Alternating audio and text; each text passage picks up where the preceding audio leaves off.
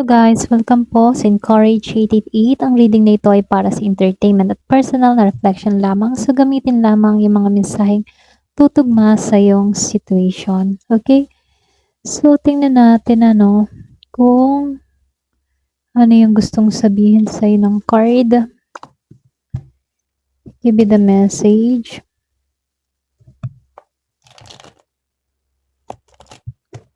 Ano yung mensahe sa'yo?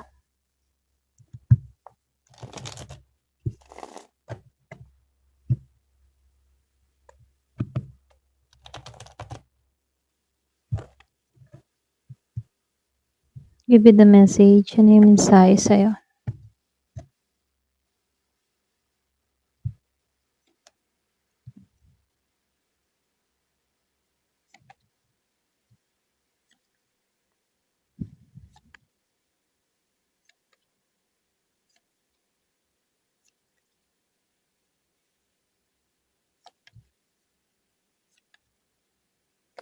So dito malakas yung Aries, Leo, Sagittarius.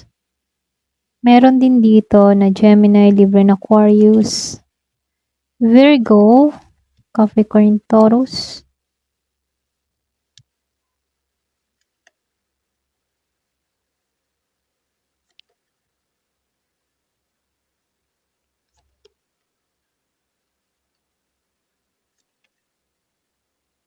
Meron din Pisces, Scorpio, and Cancer.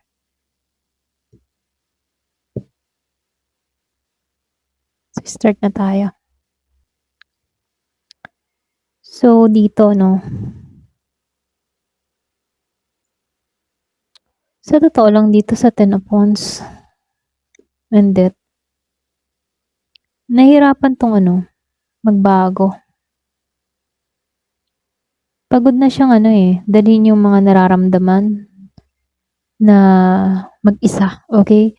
Kumbaga, gusto ng tao na to na bitawan yung mabibigat, okay? Mabigat na emosyon or pasanin niya rito, okay? Pero dito, may bahagi rin sa isip ng tao na to or bahagi ng isip at puso niya na, alam mo yun, yung bang tipo na nakakapit pa rin sa connection ninyo, okay? Pero pagod na siya. Pagod na siyang dalhin ang nararamdaman dito na mag-isa. Mabigat na para sa kanya yun. Gusto niya nung bitawan yung bigat dito.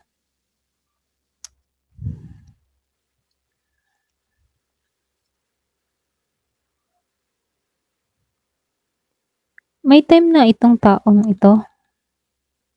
Gusto niyang yung bang tipo na meron siyang kagustuhan na kumilos dito or sabihin na kontrolin yung situation.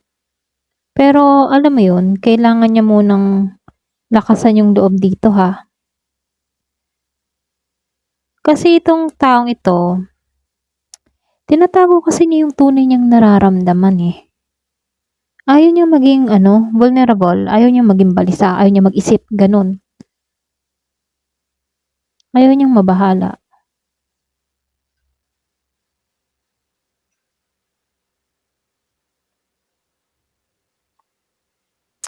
Kung titingnan para bang itong tao na to, malakas yung pagnanais niya ng new beginning talaga dito.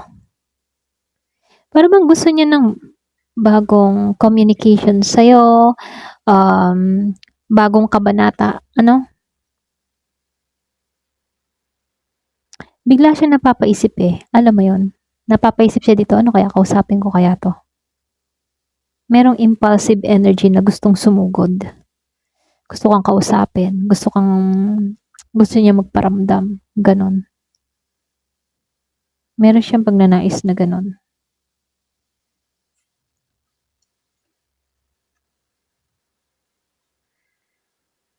Oo, totoo.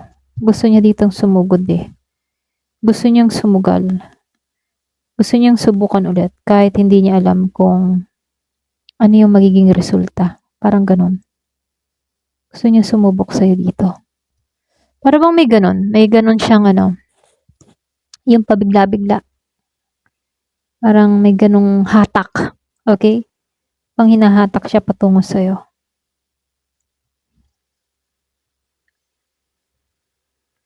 Kaya lang, itong taong ito, kulang siya sa confident ha. Takot to na baka, alam mo yun, hindi mo siya tanggapin. Ito kasi yung pumipigil sa kanya eh. Nagsiselos din to.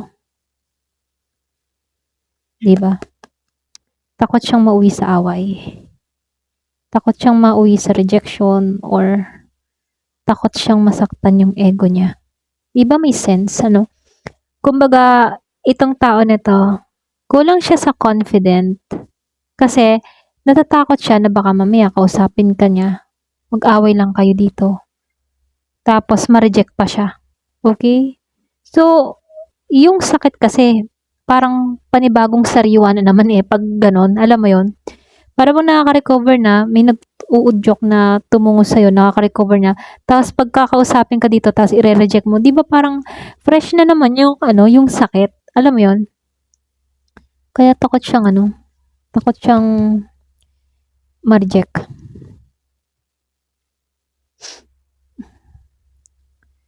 Pero kung titingnan very siya, defensive dito.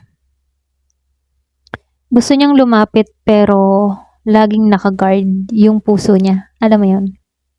Kasi takot eh. Guarded yung puso.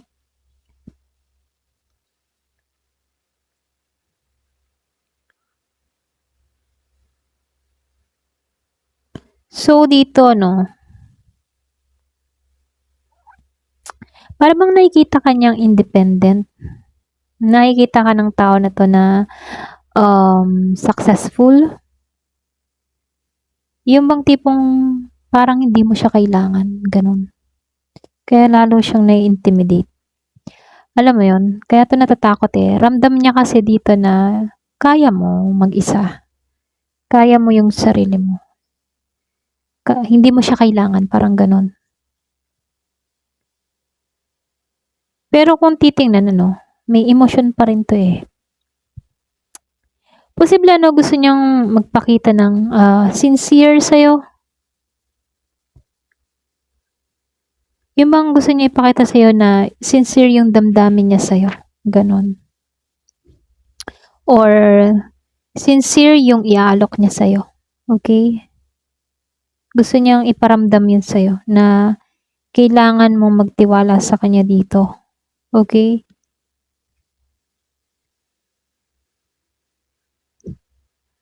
So, lumabas to.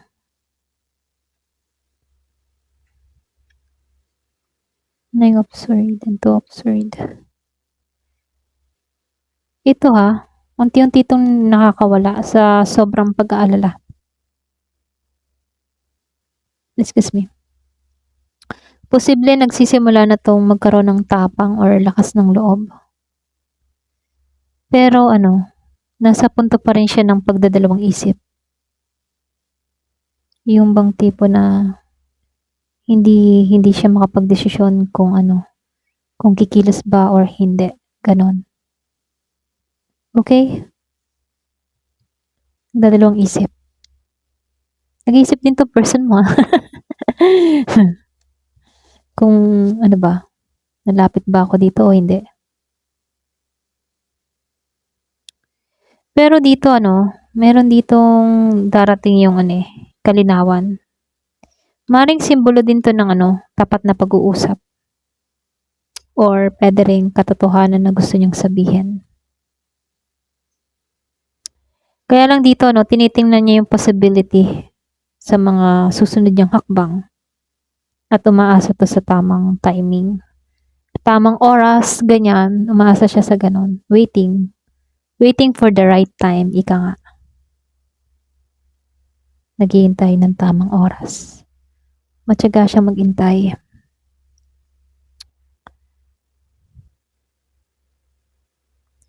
Maring itong tao na to pakaramdam niya may emotional distance, okay? So, nakikitaan ko dito, iniisip niyang mahirap kang lapitan. Para bang tumutukoy din to sa insecurities eh. Mahirap kang lapitan or mahirap kang puntahan, ganon.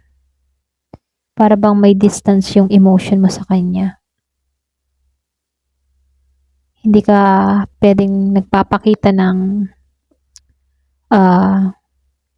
clue about sa'yo, sa nangyayari sa'yo ngayon. Okay? Pwedeng ikaw ay more on private yung buhay mo.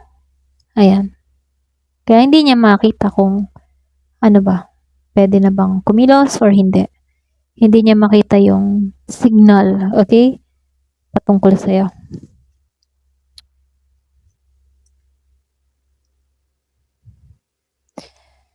So, dito, dumadaan siya sa realization. Merong paggising na nangyari or gusto niyang umamin sa mga tunay niyang nararamdaman. Ikaw yung masasabing wish fulfillment sa taong ito dito sa Nine of Cups. Ikaw yung taong gusto niyang makausap. Ikaw yung taong gusto niyang makita kung meron pa bang pagkakataon. Okay? So, ninanais ka niyang makita. Ikaw yung hiling niya. So, nakikitaan ko lang dito, para bang meron ditong nais na kumilos, ngunit may kasamang takot. Meron siyang pag-aalinlangan, okay? So, ibig sabihin, nakaramdam din to ng insecurities, okay? So, may ilang cards dito na sumusupport ng pwedeng bagong idea or pwedeng new beginning, kasi nakikita ko yan dito sa The Chariot, the Ace of Wands, Ace of Swords. Kaya lang, meron lang akong nakikita din dito ng card na pag-aatubili dito sa Death Reverse and the Two of Swords at dito sa Nine of Wands. Kumbaga, yung energy dito, may nagsasabing, oo, may interest pa siya sa'yo or pagnanais na makipag-ugnayan sa'yo.